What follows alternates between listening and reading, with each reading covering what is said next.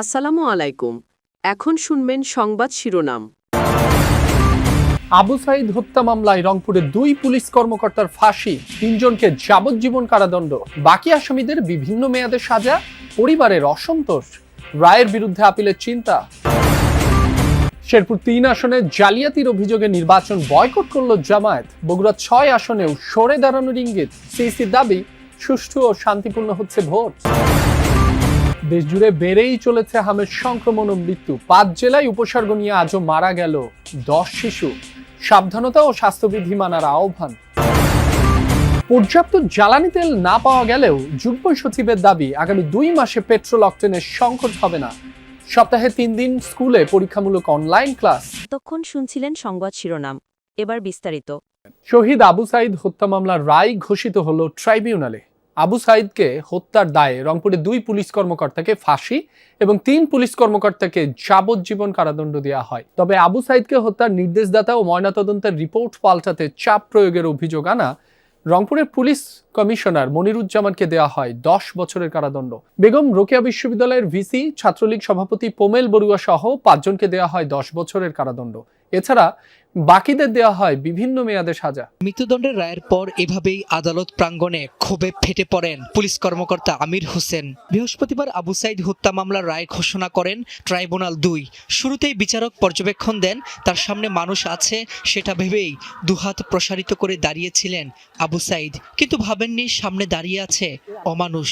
বেলা 12টার পর এজলাসে 6 আসামির উপস্থিতিতে সাজা ঘোষণা করা হয়, যা বাংলাদেশ টেলিভিশনের মাধ্যমে সরাসরি সম্প্রচার করা হয়। সংক্ষিপ্ত রায়ে আবু সাইদকে হত্যার অভিযোগ প্রমাণিত হয়। গুলি ছুড়ে হত্যার দায়ে পুলিশ কর্মকর্তা আমির হোসেন ও কনস্টেবল সুজন চন্দ্র রায়কে মৃত্যুদণ্ডের রায় শোনানো হয়।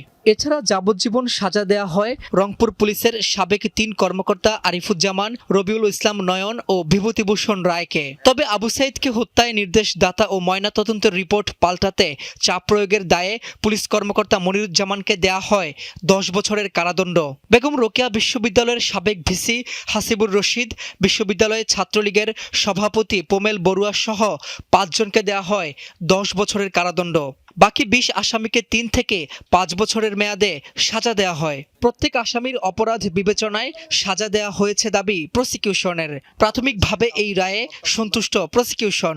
আসামি পক্ষের আইনজীবীরা বলছেন, তাদের মক্কেলরা এই রায়ে ন্যায় বিচার থেকে বঞ্চিত হয়েছেন। সাজার বিরুদ্ধে করবেন আপিল। বহুল আলোচিত আবু সাইদ হত্যা মামলার রায় ঘোষণা হলো ঘটনার প্রায় 1 বছর 9 মাস পর।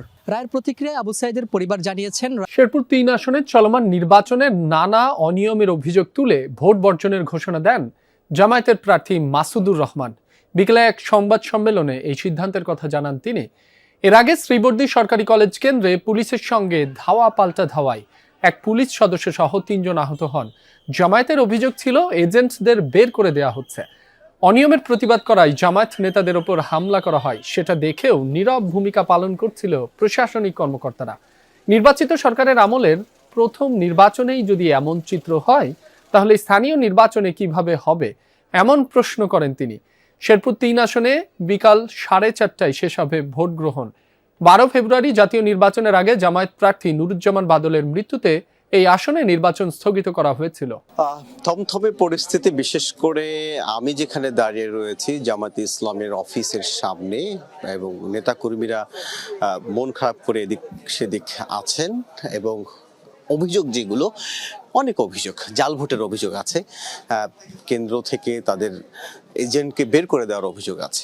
আমি থমথমে পরিস্থিতির কথা বলছিলাম, সড়কটু দেখাতে চাই। এর পাশেই যে শ্রীবর্দী সরকারি কলেজ, 3:30টারও আগে সেখানেও একটি ঘটনা ঘটেছে। ধাওয়া পাল্টা দেওয়া হয়েছে সদস্যদের সঙ্গে। একজন পুলিশ সদস্য আহত হয়েছেন, মাথায় আঘাত পেয়েছেন। এছাড়া আরো 2 জন আহত হয়েছে। সারাদিন যতটা ভালো চলেছিল, দিন শেষে এখানকার যে নির্বাচন, সেই নির্বাচন বিচ্ছিন্ন যে ঘটনাগুলো, সেই ঘটনায় খুব একটা ভালো হলো না, এমনটি অনেক ভোটারই বলছেন। এবং দুপুর পর্যন্ত প্রায় 38% ভোট কাস্টিং পড়েছে, এমনটি জানানো হয়েছিল। এখনো তো ভোটের সময় আধা ঘন্টারও কম, 20 মিনিটের মতো বাকি আছে। এই সময়ের পর হয়তো হামের উপসর্গ নিয়ে গত 24 ঘন্টায় রাজশাহী, বরিশাল, খুলনা, ময়মনসিংহ ও সিলেট মেডিকেলে 10 শিশুর মৃত্যু হয়েছে। এর মধ্যে রাজশাহীতেই প্রাণ গেছে 4 শিশুর। আক্রান্ত ও মৃতের সংখ্যা বাড়তে থাকায় অভিভাবকরা আতঙ্কিত। চিকিৎসকরা বলছেন, হামের ভ্যাকসিন না দেয়া, ঠিকমতো চিকিৎসা না নেওয়া সহ বিভিন্ন কারণে বাড়ছে মৃতের সংখ্যা। সাবধানতা ও স্বাস্থ্যবিধি মানার আহ্বান জানান তারা। আশেপাশের বিভিন্ন জেলা থেকে হামের উপসর্গ নিয়ে প্রতিদিনই নতুন রোগী আসছে রাজশাহী মেডিকেল কলেজ হাসপাতালে। দীর্ঘ হচ্ছে মৃত্যুর মিছিল। হাসপাতাল কর্তৃপক্ষ জানায়, বুধবার সকাল 8টা থেকে বৃহস্পতিবার সকাল 8টা পর্যন্ত হামের উপসর্গ নিয়ে মারা গেছে আরও 4 শিশু। এর মধ্যে 2 জনের বাড়ি কুষ্টিয়ায়, 1 জন চাঁপাইনবাবগঞ্জের, আরেক শিশুর বাড়ি রাজশাহীতে। গত জানুয়ারি থেকে এ পর্যন্ত রাজশাহীর বিভিন্ন হাসপাতালে প্রাণ গেল 60 জনের। তাতে বিপর্যস্ত সন্তানহারা পরিবারগুলো। ময়মনসিংহ বিভাগেও বাড়ছে প্রাণহানি। বৃহস্পতিবার সকাল 9টা পর্যন্ত আগের 24 ঘন্টায় ময়মনসিংহ মেডিকেলে হামের উপসর্গ নিয়ে মারা গেছে 2 শিশু। এছাড়া বরিশাল শেরি বাংলা মেডিকেলে 2 এবং সিলেট ওসমানী মেডিকেলে মারা গেছে 1 শিশু। চিকিৎসকরা বলছেন, হামের টিকা নেওয়ার বয়স হওয়ার আগেই আক্রান্ত হচ্ছে অনেক শিশু। বিভিন্ন জেলার হাসপাতালগুলোতেও বাড়ছে হামের উপসর্গ নিয়ে রোগী ভর্তির সংখ্যা। কোথাও কোথাও জায়গা সংকটে ওয়ার্ডের বাইরে বারান্দায় রেখেও চিকিৎসা দেওয়া হচ্ছে। এতে বাড়ছে সংক্রমণ ঝুঁকি। মানুষের দৈনন্দিন জীবনে পড়ছে জ্বালানি তেলের সংকটের প্রভাব। ঘন্টার পর ঘন্টা দীর্ঘ লাইনে বাড়ছে ভোগান্তি, বাড়ছে যানজট। দীর্ঘ সময় অপেক্ষার বসে নাভিশ্বাস উঠছে গ্রাহকদের। অথচ সচিবালয়ের এক ব্রিফিংয়ে জ্বালানি বিভাগের মুখপাত্র যুগ্ম সচিব জানান, আগামী 2 মাসে পেট্রোল ও অকটেনের কোনো সংকট হবে না। রাজধানীর উত্তরার একটি পেট্রোল পাম্প এটি। আগের রাতে সিরিয়ালের টোকেন দেয়া নিয়ে এই বাকবিতণ্ডা। কর্তৃপক্ষের কাছে জানতে চাইলে বলেন, এই টোকেন পাম্পের কেউ দেয়নি। পাম্পগুলোতে এক বেলাও ঠিকঠাক মতো তেল মিলে না। বেশিরভাগ সময়ই তেল নেই, নোটিশ ঝুলিয়ে বন্ধ থাকে ফিলিং স্টেশনগুলো। দীর্ঘ অপেক্ষায় গ্রাহকদের ওঠে নাভিশ্বাস। এদিকে দুপুরে সচিবালয়ে জ্বালানি বিষয়ে ব্রিফিং করেন জ্বালানি বিভাগের মুখপাত্র মনির হোসেন চৌধুরী। তার আশ্বাস, আগামী 2 মাস অন্তত পেট্রোল ও অকটেনের সংকট হবে না। জ্বালানির মজুদ নিয়ে মনির হোসেন জানান, 1,43,143 ton diesel, 9,569 metric ton octane এবং 16,112 মেট্রিক টন পেট্রোল মজুদ রয়েছে। ঢাকা মেট্রোপলিটন এলাকার কিছু নির্বাচিত শিক্ষা প্রতিষ্ঠানে পরীক্ষামূলকভাবে অনলাইন ও অফলাইন ক্লাসের সিদ্ধান্ত নিয়েছে শিক্ষা মন্ত্রণালয়।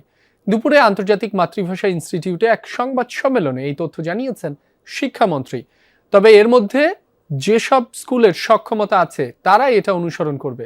সপ্তাহে 3 দিন অনলাইন ও 3 দিন অফলাইনে ক্লাস নেওয়া হবে। ইরান, যুক্তরাষ্ট্র ও ইসরায়েলের মধ্যে যুদ্ধের কারণে বিশ্বব্যাপী জ্বালানি তেলের সংকট দেখা দিয়েছে। এ বাস্তবতায় জ্বালানি সাশ্রয় ও রাজধানীর যানজট কমাতে পরীক্ষামূলকভাবে ব্লেন্ডেড পদ্ধতিতে ক্লাস চালুর উদ্যোগ নিয়েছে সরকার। এই উদ্যোগের আওতায় সপ্তাহের শনি, সোম ও বুধবার শিক্ষার্থীরা সরাসরি স্কুলে উপস্থিত হয়ে ক্লাস করবে, আর রবি, মঙ্গল ও বৃহস্পতিবার বাসা থেকে